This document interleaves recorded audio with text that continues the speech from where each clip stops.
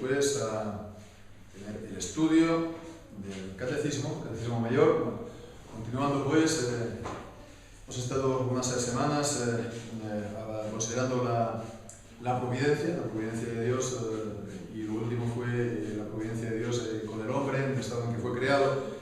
La siguiente pregunta es la número 21, y leemos: ¿permaneció el hombre en aquel primer estado en que Dios lo creó? Y la respuesta: nuestros primeros padres, siendo dejados a su libre albedrío por la tentación de Satanás, transgredieron el mandamiento de Dios al comer del fruto prohibido, cayendo así del estado de inocencia en que fueron creados.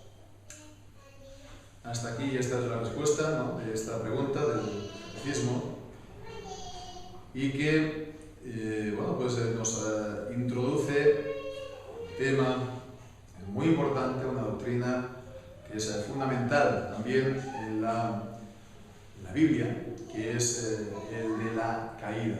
Hemos estado considerando estas últimas semanas acerca de la creación y del relato de Génesis, y hemos visto la importancia de mantener estos capítulos, estos pasajes de Génesis, Génesis 1, Génesis 2 también, todas las cosas que Dios dio en el origen, en el inicio al hombre, pero también la creación, la obra de Dios de la creación como tal.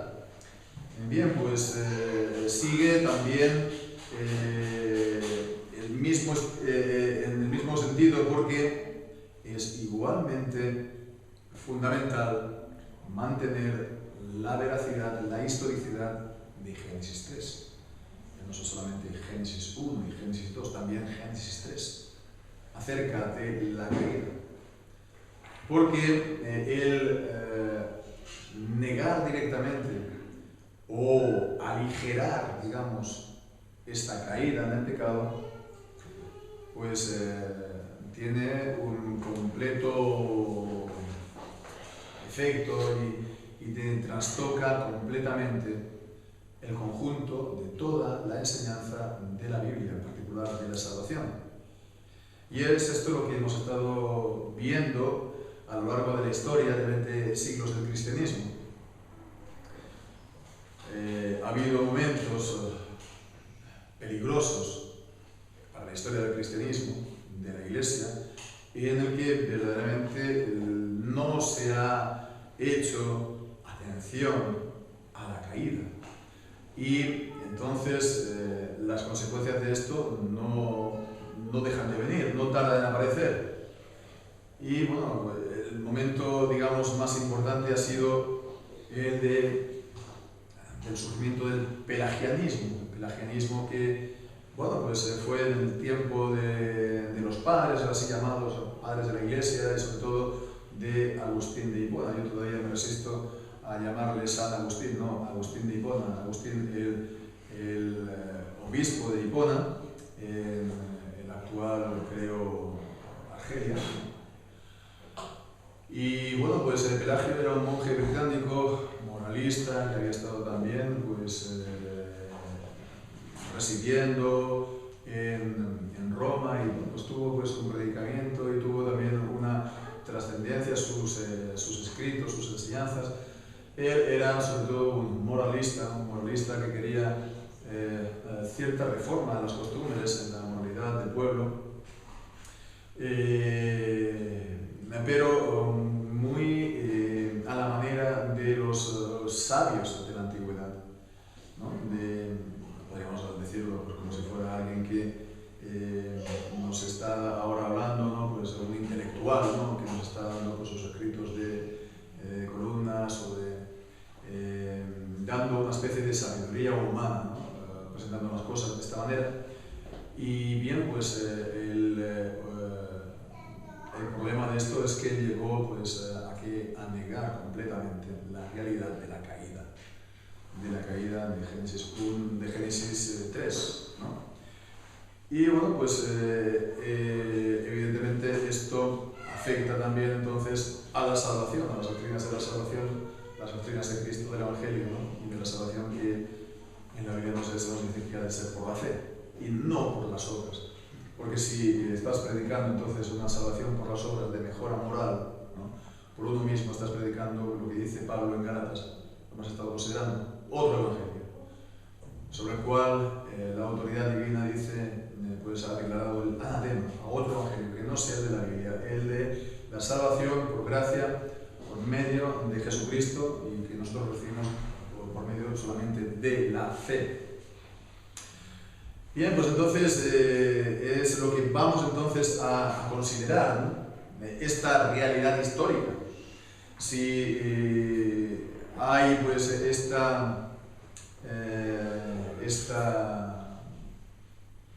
este declive, ¿no? en la historia o en las épocas en las que ha habido declive en cuanto a la enseñanza de la doctrina, invariablemente, ¿por qué será? Pues porque no ha habido predicación, no ha habido enseñanza acerca de la caída, ¿no? ¿Cuántas veces hemos escuchado predicar en Génesis 3? Yo en 22 años de ministerio tengo que decir que todavía no he predicado ahí. Entonces no quiero tirarme piedras, eso también me ocurre por estar predicando de manera sistemática, continuada, ¿no? en los libros, ¿no? Pero de todas maneras, en 32 años de creyente, pues me parece que a lo mejor he escuchado una predicación, ¿no? Entonces no se suele predicar tampoco, y en Génesis 3, digamos, una de las ventajas de estar pues, con los catecismos, tal como hacemos el que vemos ahora. Estamos tratando este pasaje y vamos a tratar entonces la doctrina de la caída. Entonces es algo a tener en cuenta. Y vamos entonces a mirar sobre todo los textos de esta pregunta, de esta respuesta, que tampoco son muchos. Podemos mirar en Eclesiastés capítulo 7, versículo 29. Eclesiastés 7, 29. Es el primer texto. Nos dice, he aquí solamente esto he hallado, que Dios hizo al hombre recto, pero ellos buscaron muchas perversiones. Nos habla aquí Dios pues, creó al hombre recto, en justicia, por tanto, santidad, pero que su estado actual es de perversión, y esto es porque el hombre se ha buscado y ha caído en él. Entonces es por la agencia del hombre y por su responsabilidad. Y en 2 de Corintios, vamos a leer también en el capítulo 11 y versículo 3. 2 de Corintios 11, 3.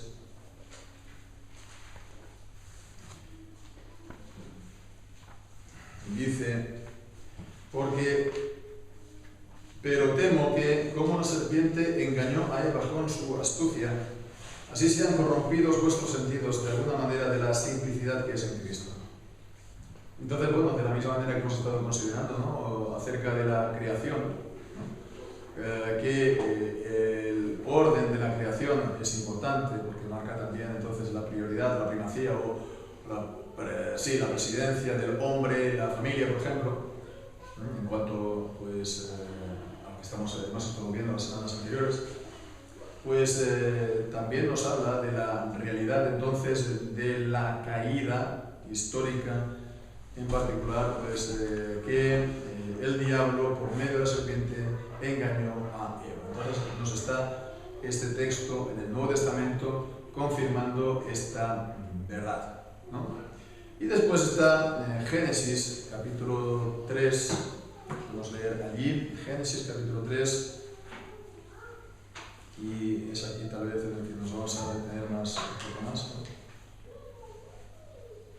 En Génesis capítulo 3 y versículos 6 al 8, dice, y vio la mujer que el árbol era bueno para comer y que era agradable a los ojos y árbol codiciable para alcanzar la sabiduría, y y tomó de su fruto y comió. Y dio también a su marido, el cual comió así como ella. Entonces fueron abiertos los ojos de ambos y conocieron que estaban desnudos. Entonces cosieron hojas de higuera y se hicieron delantales. Y oyeron la voz de Jehová Dios que se paseaba en el huerto al aire del día, y el hombre y su mujer se escondieron de la presencia de Jehová Dios entre los árboles del huerto. Y en el versículo 13 dice: entonces Jehová Dios dijo a la mujer: ¿qué es lo que has hecho? Y dijo la mujer: la serpiente me engañó y yo comí. Bien, pues entonces vemos que nos presenta la Escritura, esta caída, el pecado, la desobediencia de Adán y Eva, primeramente de Eva siendo inducida por el diablo a través de la serpiente, como algo real y como algo histórico. Entonces esto viene a confirmar lo que hemos estado viendo acerca de la providencia de Dios, bueno, de la creación de Dios y de la providencia de Dios para con el hombre en el estado en que fue creado, el estado de inocencia, el estado de justicia y de santidad. Entonces nos habla esta respuesta que hemos visto de ese estado de inocencia, ¿no? Cayendo así del estado de inocencia en que fueron creados. Dios los creó pues a su imagen y semejanza. Dios los creó, por lo tanto, justos, los creó, por lo tanto, santos, y los puso entonces en el jardín, en Edén, para ocuparse de las obras que el Señor les había dado, pero también en ese pacto de las obras, ese pacto de obras por el cual el hombre, pues, si no pecaba, pues entonces podría ganar el derecho de comer del árbol de la vida y vivir para siempre. Bien, pues entonces lo que ocurrió es lo contrario por el pecado inducido, por la tentación del diablo. Entonces viene a confirmar, por lo tanto, esta creación del hombre buena, a su imagen y semejanza, en justicia y en santidad. Y aquí pues nos dice que nuestros primeros padres, Adán y Eva, por lo tanto, dice, siendo dejados a su libre albedrío. Entonces tal vez podemos comenzar por aquí, por subrayando estas dos palabras, libre albedrío, y sabemos pues que estas palabras en nuestra cultura, en nuestro contexto, pues tienen cierta importancia, la gente más o menos lo puede decir, no es algo solamente y exclusivamente de creyentes o creyentes evangélicos, no, es algo en general de la cultura, ¿no? Para decir que el hombre tiene libre albedrío, ¿no? Incluso algunos pues cuando hablan también de la relación de ahora del hombre con el pecado, dice, bueno, es que eso es por el libre albedrío del hombre. Dios ha dejado al hombre, le ha dado libre albedrío, y entonces él lo hace libremente, ¿no? Muchas veces nos habremos escuchado esto, yo como que no lo he escuchado, ¿no? Y muchas veces se dice, ¿no? Cuando se habla pues de por qué el hombre peca, o por qué el hombre pues hace esto o hace lo otro, ¿no? Para exculpar a Dios se dice, no, es que el hombre tiene libre albedrío. Y bueno, pues la expresión como tal, libre albedrío, lo que viene a decir es la libertad de la voluntad, ¿no? Albedrío viene a decir voluntad, y libre, pues ya lo sabemos, ¿no? Que por lo tanto lo que significa libre albedrío es que esta voluntad pues actúa, Dios la hizo, la creó en el hombre libre, en el sentido de que no fue, por así decirlo, programada para aplicar. No fue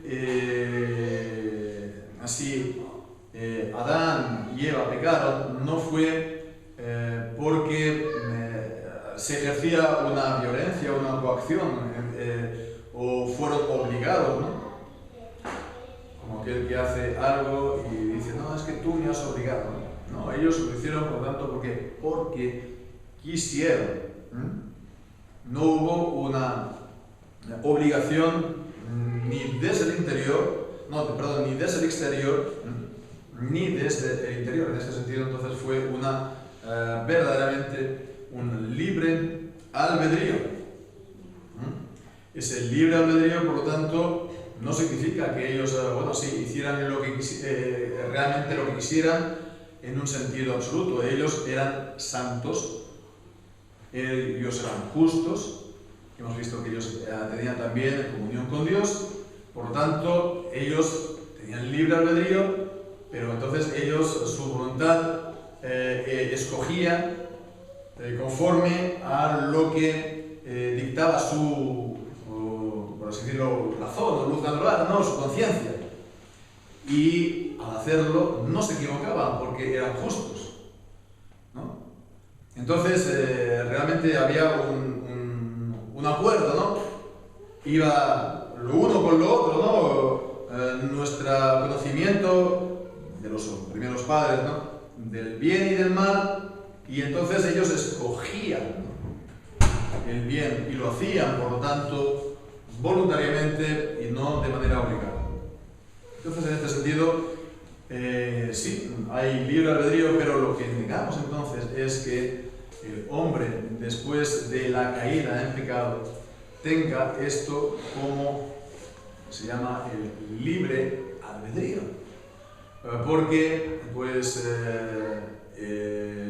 la Biblia lo que nos enseña es que el que comete pecado se convierte en esclavo o siervo del pecado, en el Evangelio de Juan capítulo 8. Y que por causa del pecado estamos muertos en delitos y en pecados. En Efesios capítulo 2 y versículo 1 y siguientes.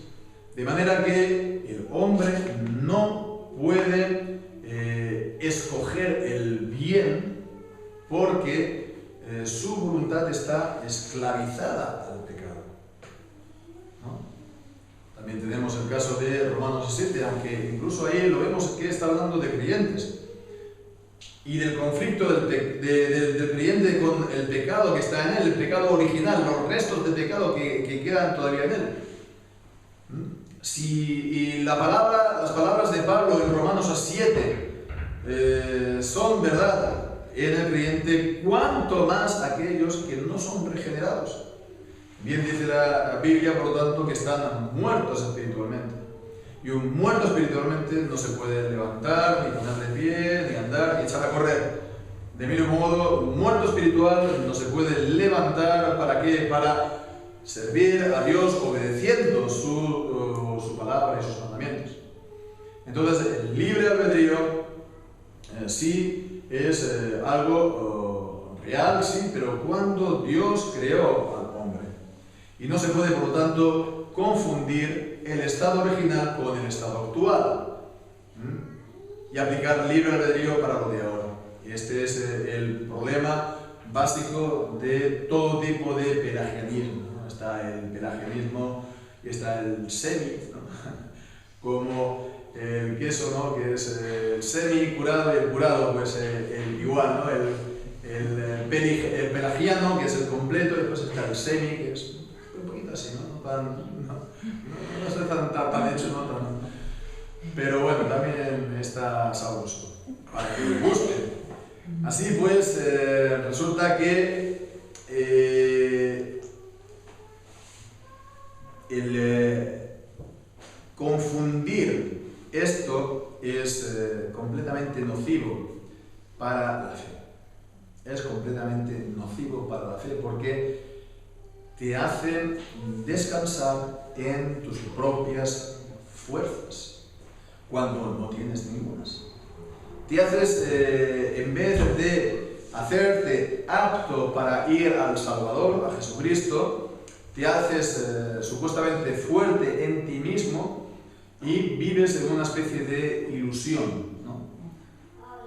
En unos casos lo puedes más o menos creer en esa ilusión, en otros pues vas a estar, en esos casos vas a estar entonces engañado de ti mismo, en otros vas a ver más o menos la realidad de lo que estás intentando vivir y lo único que va a ser es frustración, un sentimiento de frustración. completo, o a veces puede ser de mayor o menor, pues incluso hasta llegar a la desesperación, ¿no? de ver que nunca se alcanza, ¿no? Ya no solamente las normas de la palabra de Dios y el mandamiento de Dios, sino las normas que uno se impone a sí mismo, los principios que uno quiere, ¿no? Las reglas que uno quiere, pues, ponerse para sobrevivir. No tenemos ese libre albedrío. En el inicio sí, pero por la caída se perdió. Bien, pues entonces cuando dice que Dios los dejó a su libre albedrío, en esto Dios no, pues los dejó porque ellos, por así decirlo, funcionaban bien de esa manera. Hoy en día también en Romanos 1 que nos dice que Dios a los que no lo reconocen como tal, a los que no lo glorifican, a los que no le honran, a los que no lo reconocen, pues dice que los deja y los entrega. Pero que a una mente reprobada para hacer cosas que no convienen, no es lo mismo. En el inicio los dejó a su libre albedrío, ellos eran buenos y por tanto eso era para bien. Cuando Dios a los pecadores los deja, no a su libre albedrío, sino a su mente reprobada y a su voluntad esclavizada, es para su endurecimiento y condenación. Bien, pues entonces, al dejarlos, por otra parte, a ese libre albedrío también, digamos, por así decirlo, abrió la puerta a que la situación pudiera cambiar. Porque el hombre podía también escoger lo malo, podía también llegar a pecar y desobedecer a Dios. Entonces, Dios abrió la puerta, Dios, por así decirlo, no lo impidió, es lo que al final acabó dándose, pero esto no significa que Dios sea el autor del pecado. Dios pues ya preveyó todo, Dios conocía que eso iba a ser. Dios no solo eso, sino que Dios lo había decretado todo de tal manera que llegase el pecado para que también viniese la salvación a través de su Hijo Jesucristo. Así, por lo tanto, esto no afecta la soberanía de Dios. Esto es uno de los temas, ¿no? Evidentemente, podemos decir la teología, ¿no? En los 20 años de cristianismo que llevamos, ¿no? Dios es soberano e incluso también soberano por encima del pecado y del mal. Pero eso no equivale a decir que Dios sea en modo alguno autor del pecado. ¿Por qué? Porque el autor del pecado, evidentemente, no puede ser otro que el hombre. El pecado es desobedecer a Dios. Y Dios no puede negarse a sí mismo. Dios no es tentado por el mal, Él no tienta a nadie, nos dice Santiago capítulo 1. Así, por lo tanto, el autor del pecado es el hombre, y Dios, por lo tanto, lo dejó a su libre albedrío, no lo impidió, y pues vino lo que tuvo que llegar, que fue el pecado. Pero ese pecado vemos a que por ser ellos también, pues santos, justos, el hombre, la mujer en aquel entonces, pues no fue, por lo tanto, como hemos dicho, por obligación exterior, ni tampoco por una, digamos, disposición interior al pecado, ¿no? O una esclavitud de su voluntad. ¿Por qué fue eso entonces? Pues se tuvo que intervenir, ¿no? Alguien. Y es aquí entonces la tentación del diablo, de Satanás. Fue algo por necesidad, necesario para que hubiera el pecado. El tentador para que hubiera tentación y pecado. Puesto que esto no provenía de su naturaleza, la naturaleza del hombre. Entonces dice, por la tentación de Satanás transgredieron el mandamiento de Dios al comer del fruto del árbol prohibido. Entonces, bueno, es esto lo que nos viene a decir aquí es acerca del relato de Génesis 3, lo podemos pues mirar un poco por encima, no lo vamos a poder ver en detalle, pero ver que aquí nos dice así la tentación de Satanás, ¿no? Entonces sabemos que en el relato de Génesis 3 nos habla de la serpiente, ¿no?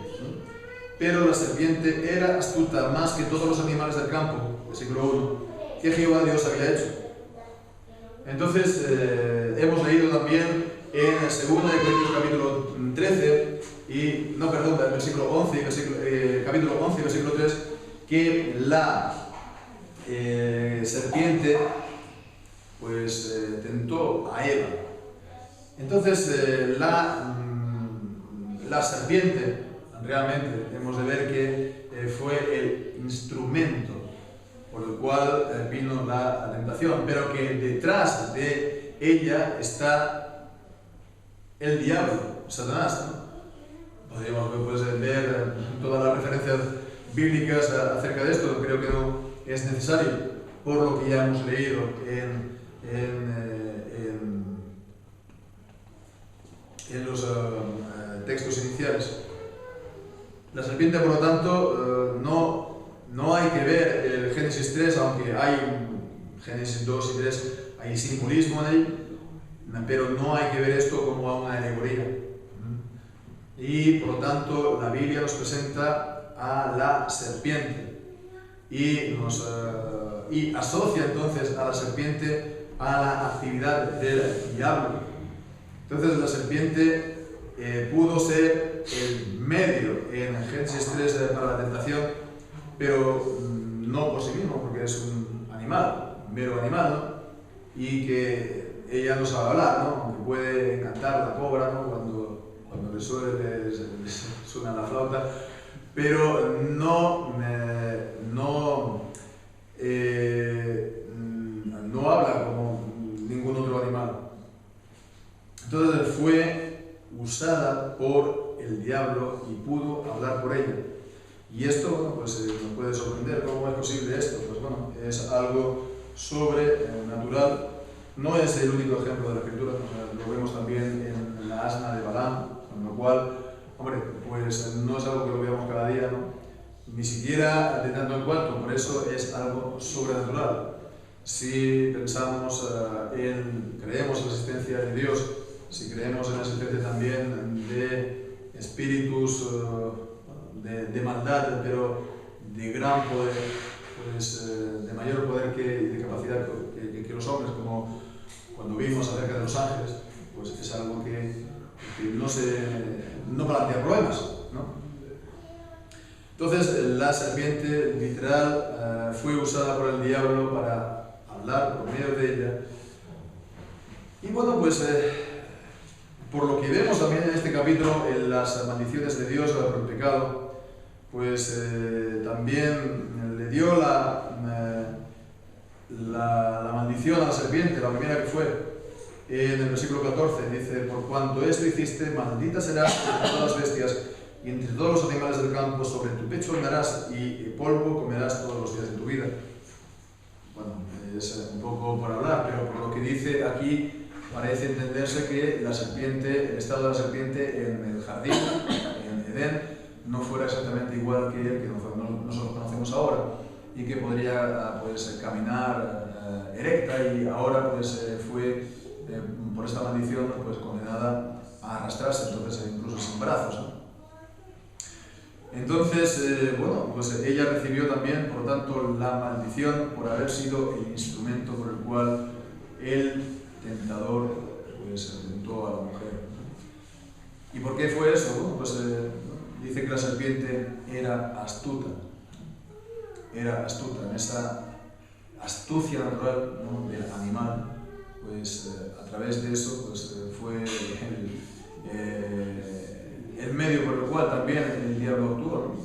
Sería, no escogió una paloma, no escogió pues otro animal, ¿no? Fue alguien, un animal que ya tenía unas características naturales en este sentido, las mismas que tiene el diablo. Bien, pues por lo demás vemos aquí el relato en este en versículo inicial vemos que el diablo fue selectivo y atacó entonces a la mujer, la cual la serpiente dijo a la mujer: con que Dios os ha dicho no comáis de todo árbol del huerto. Entonces fue a la mujer cuando ella estaba sola, y bueno, pues es algo a tener en cuenta. ¿Ya? Si Adán era el cabeza de la familia, de la pareja en aquel entonces, pues actuó digamos, en el cuerpo, ¿no? Actuó, digamos, en la, podemos decir, en el eslabón más débil, ¿no? Se puede decir, ¿no? Y no es algo en contra de la mujer, ni mucho menos, pero el apóstol Pedro, en su primera carta, también habla de la mujer como vaso más débil. El hombre y la mujer pues tienen una fisonomía distinta, como sabemos, y es evidente, pero también tiene una constitución interior distinta, de manera que las mujeres son más emocionales, ¿no? Tienden a serlo, y los hombres pues normalmente también tienden a ser pues más racionales, no racionales, pero bueno, más fríos analíticos, ¿no? Y bueno, pues eso también está relacionado a que bueno, pues la mujer normalmente pues ha estado, tiene la función de tener hijos y de cuidarlos, y que es algo más afectivo y los lleva en su vientre, y el hombre pues es el que tiene que cuidar, proveer, etcétera, ¿no? A la familia de una manera más exterior. Entonces es así, ¿no? Cuando uno lee un libro escrito por una mujer y escrito por un hombre, se nota eso incluso, o en un artículo escrito por un libro, un artículo escrito por un hombre o por una mujer, eso se nota, y es así. Entonces, bueno, si me vienen y me dicen que no es así, pues bueno, pues no será así, pero se nota, se seguirá notando. El caso es que, la cuestión es que entonces atacó por ahí. ¿Y cómo atacó? Pues vemos que lo hace de una manera gradual. Entonces, primeramente, dijo a la mujer: con que Dios os ha dicho no comáis del árbol del huerto. Lo primero, por lo tanto, que la manera como presentó esta conversación, ¿no? Con que Dios ha dicho esto, ¿no? ¿De verdad Dios ha dicho esto? ¿No comáis de todo árbol del huerto? Realmente sabiendo que Dios les había vedado, le había prohibido un árbol, ¿no? Entonces, bueno, pues entabla la conversación de una manera astuta, para que ella venga y diga: no, podemos comer de todos menos de uno, ¿no? Y es lo que realmente ella hace a continuación. La mujer respondió a la serpiente, versículo 2: del fruto de los árboles del huerto podemos comer, pero del fruto del árbol que está en medio del huerto, dijo Dios, no comeréis de él, ni le tocaréis para que no muráis. Entonces, bueno, pues vemos aquí la mujer responde prácticamente citando literalmente las palabras de Dios en el capítulo 2 de Génesis. Bueno, añade, ni le tocaréis, ¿no? Entonces, bueno, no creo que esto sea, quiera decir grandes cosas, es decir, que no lo tocaréis.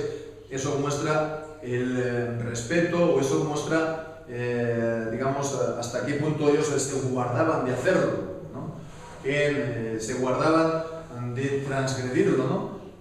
Ni siquiera entonces lo tocábamos, ni siquiera lo vamos a tocar porque Dios ha dicho no comerlo, ¿no?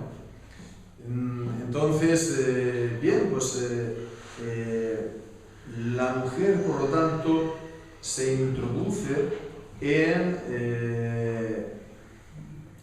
en la conversación, en la corriente de la conversación que quería el diablo.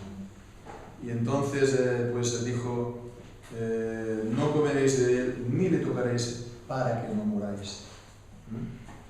La condición del pacto de las obras.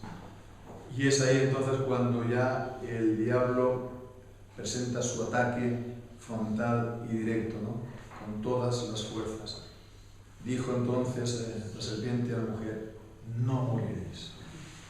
Contradecir y negar directamente la palabra de Dios. Dios ha dicho moriréis, el diablo dice, no moriréis. Entonces contraviene directa y totalmente lo que vimos esta mañana, la autoridad de Dios. Está, por lo tanto, negando y contradiciendo la palabra de Dios. Lo podemos entonces esto guardar para más tarde. Pero además de esto, presenta la tentación, ¿no? Aquello que se va a obtener, entre comillas, si se transgrede, si se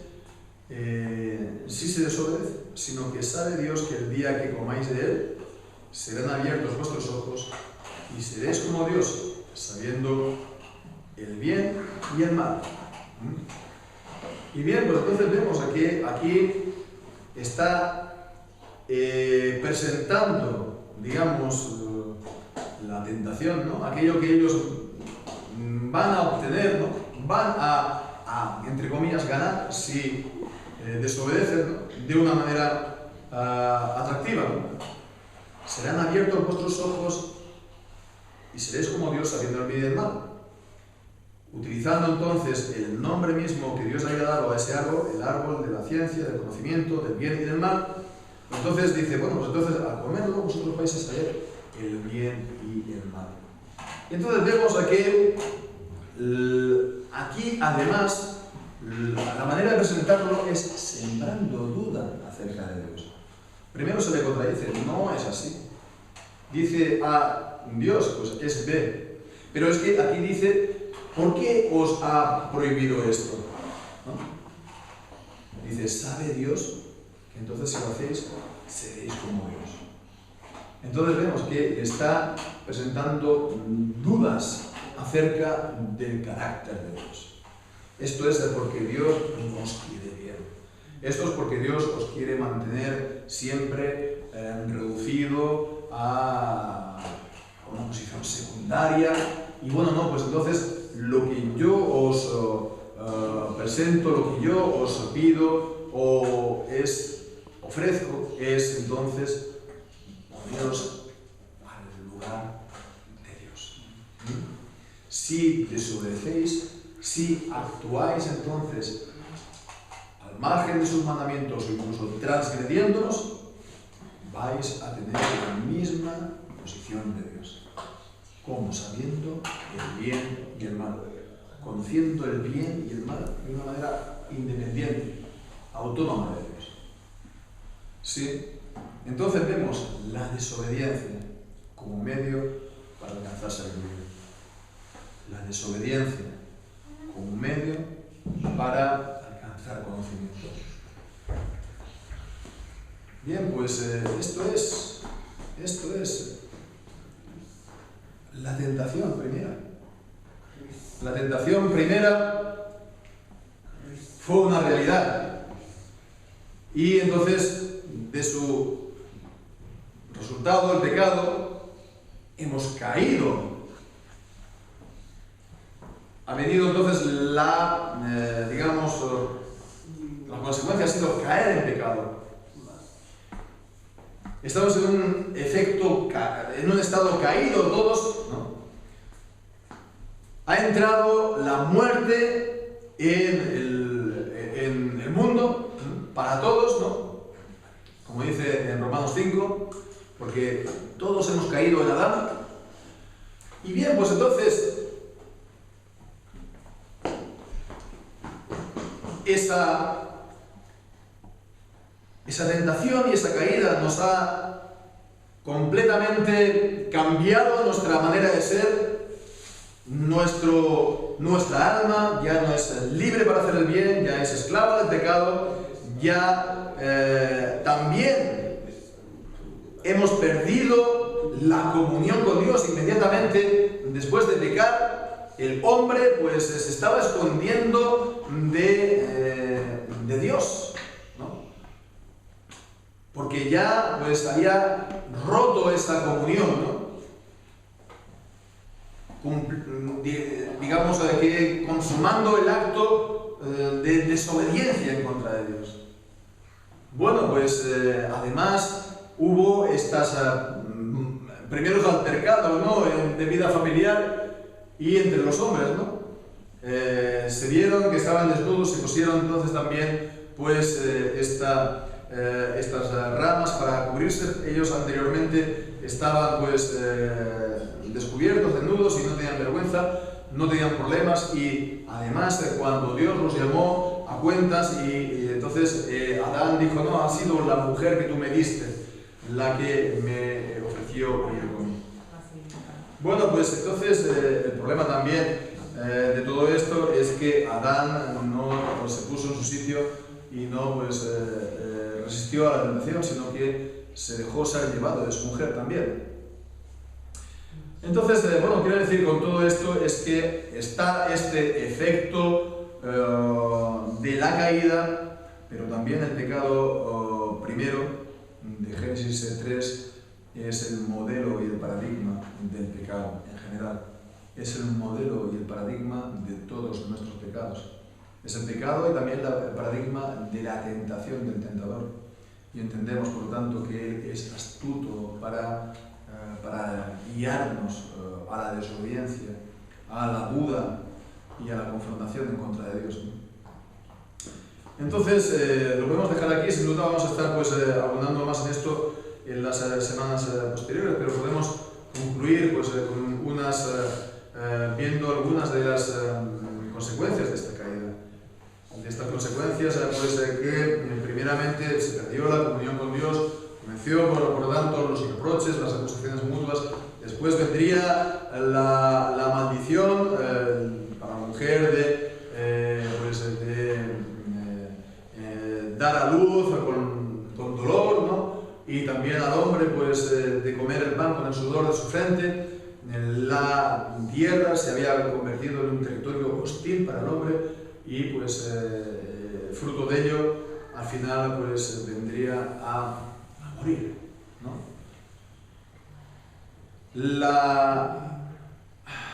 De lo que podemos recoger de todo este capítulo, sobre todo para nosotros hoy, es, primero veamos, ¿no?, si el hombre y la mujer en un estado de justicia, en un estado de inocencia, pues tenían una libertad, una voluntad libre, libre albedrío, pero mutable, ¿no? Porque no era, Dios no había confirmado para siempre en la audiencia.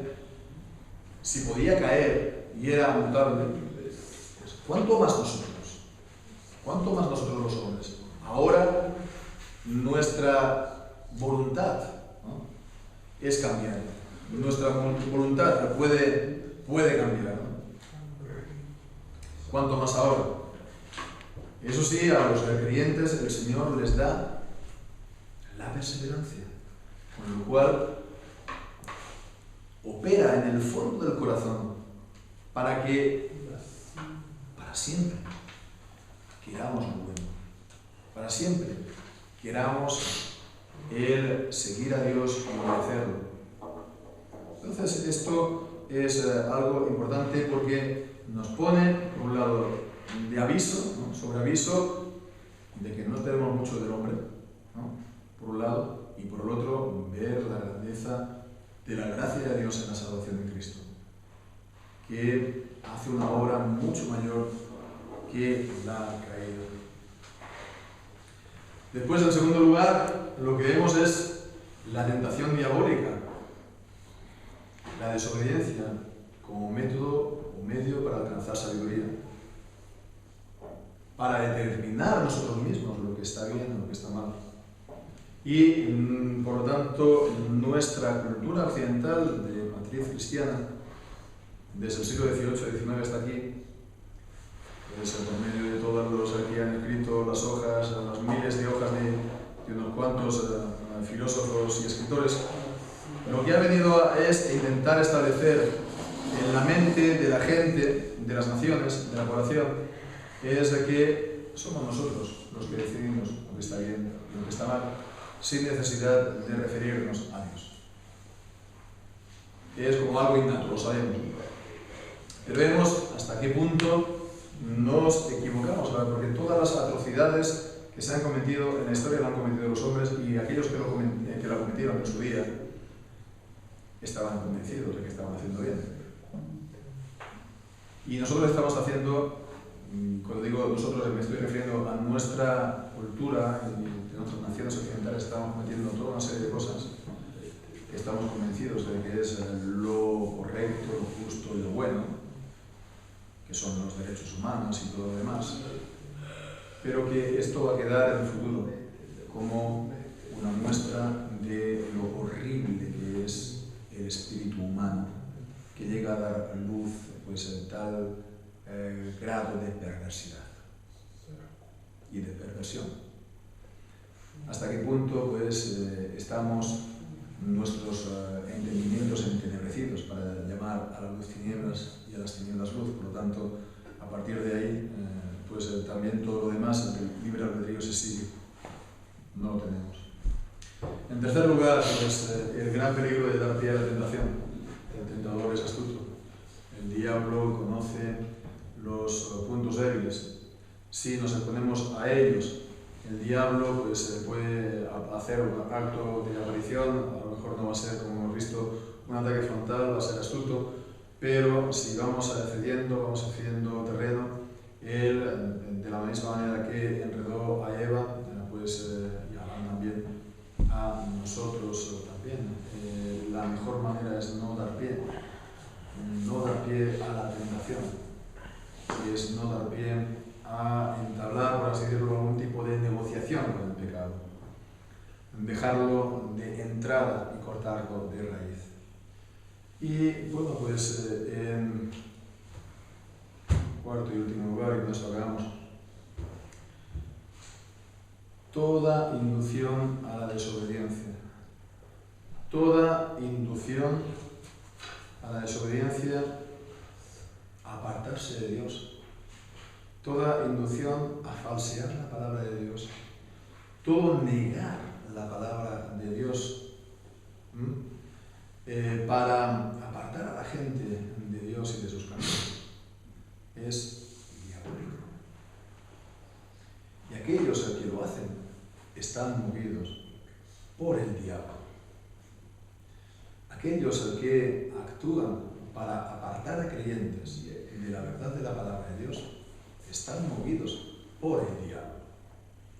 Aquellos que hacen sembrar la duda en el corazón de los creyentes acerca de la palabra de Dios, o acerca de la bondad de Dios mismo, o acerca de la bondad de la palabra de Dios, y que incluso pues, quieren pues, sustituir la divinidad de Dios, de las Sagradas Escrituras, por otro, que son los que ellos digan, están movidos por el diablo porque quieren hacer lo mismo que el diablo hizo. Y no solamente esto, sino que están movidos por él.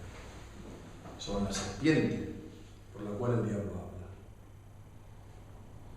La gravedad de apartar a creyentes de la fe en Cristo y de la sincera obediencia a la palabra de Dios. Y que Dios nos guarde de ellos. Que así sea, que el Señor bendiga a sus